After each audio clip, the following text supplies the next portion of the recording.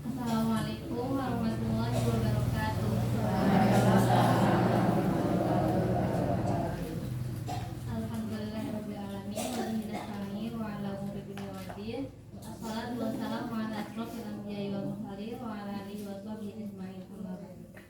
Pertama-tama yang paling utama adalah kita panjatkan puja beserta puji syukur kita kehadirat Allah Subhanahu wa taala yang mana telah memberikan kita ribu-ribu nikmat, terutama nikmat iman dan Islam.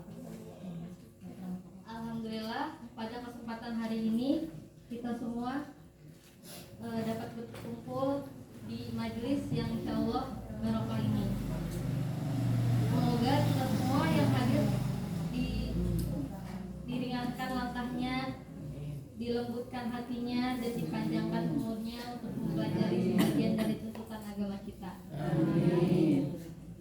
Pada malam ini saya ingin sedikit menyampaikan hukum tentang takdir Allah, yaitu tentang kematian.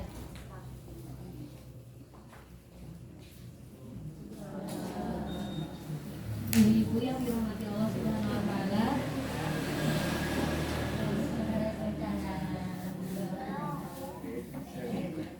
salah satu di antara takdir yang pasti dirasakan oleh seluruh makhluk hidup adalah kematian. Dalam Al-Quran di mana Allah Ta'ala berfirman, kullu nafsin dha'iqatul maut, setiap yang bernyawa akan merasakan mati. Surat Al-Imran ayat 185. Pada ayat tersebut sesungguhnya kita mengetahui bahwa masing-masing dari kita pasti akan merasakan kematian. Suka ataupun tidak, mau ataupun tidak, takdir itu pasti akan kita jumpai. Meskipun kita berusaha untuk menghindari kematian dengan berbagai upaya sekalipun, maka sesungguhnya kita tidak akan pernah sanggup menghindarinya dimanapun kita bersembunyi. Untuk menghindarinya pasti kita akan didatangi oleh kematian itu jika waktunya telah tiba. Di dalam Al-Quran bahwa Allah Ta'ala berfirman, aina ma takunu yudrikumul maut walau kuntum fi burujin musayyadah, yang artinya dimanapun kamu berada, kematian akan mendatangimu meskipun kamu berada dalam benteng yang utuh. Surat An-Nisa ayat 78. Namun anehnya ya ibu-ibu, betapa banyak di antara kita yang lalai dari takdir yang satu ini. Bahkan terkadang seolah-olah kita merasa akan hidup selamanya. Kita terlalu sering fokus mengejar cita-cita dunia sampai lupa ada kematian yang dapat memutus cita-cita tersebut. Padahal apabila kita mau merenungkan, maka sesungguhnya setiap detik yang kita lalui adalah detik-detik menuju pada takdir kematian kita. Bahkan setiap kaki kita melangkah, sesungguhnya kita sedang menuju langkah takdir kita. Hanya saja kita tidak pernah tahu di bumi sebelah mana kaki kita berhenti melangkah. Di dalam Al-Quran Allah Subhanahu wa taala berfirman, wa ma tadri nafsun bi ayyi ardin tamut, yang artinya tidak ada seorang pun yang dapat mengetahui di bumi mana kita akan mati. Surat Al-Luqman ayat 34. Ketahuilah bahwa tidak ada satupun di antara manusia yang mengetahui kapan datangnya kematian masing-masing dari mereka. Sebagian ada yang mati di usia senja, sebagian lagi ada mati di usia yang cukup muda, bahkan tidak sedikit ada yang mati sesaat setelah dilahirkan oleh ibunya. Sebelum kita dilahirkan, Allah Subhanahu wa taala telah menentukan kematian masing-masing dari kita. Bisa saja beberapa saat setelah ini akan ada di antara kita yang dijemput kematiannya. Atau mungkin bisa saja besok, lusa, ataupun bulan depan akan ada di antara kita yang dijemput kematiannya.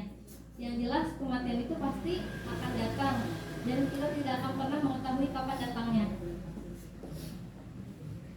Meskipun demikian, sesungguhnya kematian itu bukanlah sesuatu yang perlu kita khawatirkan, karena kematian itu adalah hal yang pasti terjadi dan mau tidak mau kita akan mengalaminya. Hanya saja kita tidak akan pernah tahu kapan datangnya, di mana tempatnya, dan apa penyebabnya. Sebagaimana yang telah saya katakan, bahwa kita tak perlu mengkhawatirkan akan datangnya kematian, karena kematian itu sudah pasti kita akan mengalaminya. Justru yang seharusnya kita khawatirkan adalah bagaimana nasib kita setelah kematian. Apakah bernasib baik ataukah bernasib buruk? Nasib kita setelah kematian ditentukan oleh apa yang kita perbuat selama kita masih hidup di dunia. Dan segala yang akan kita peroleh setelah kematian adalah hasil dari apa yang kita lakukan semasa kita hidup di dunia. Dunia ini ibarat tempat dan waktu kita untuk bercocok tanam.